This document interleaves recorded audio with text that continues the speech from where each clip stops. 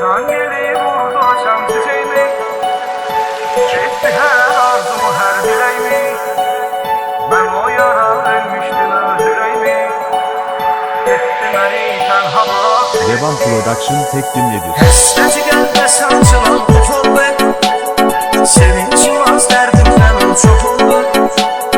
Gözümü yumub açıb gördüm yox oldu. Ömrümə rüya kimi gəldi getdi gəldi.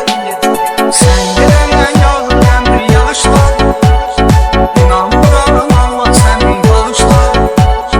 Heç yanımdan çıxmaz həmin baxışlar, gözlərimə sonda baxdı getdi.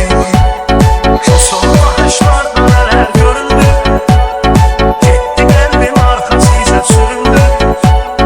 Gözlerimi yaşlı görüp sevindi, hala yatlar kimi gündü gitti.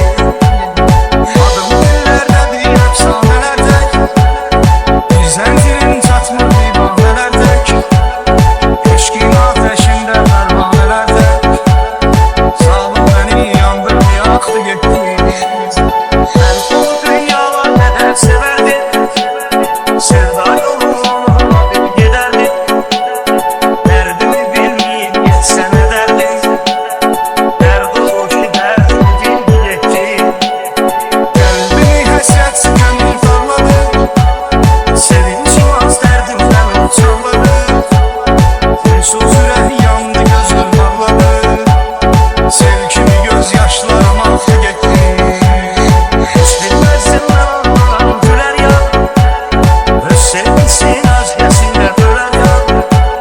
Sanırım ki gözümün yaşını siler ya, efsusları kalbimden sildi gitti.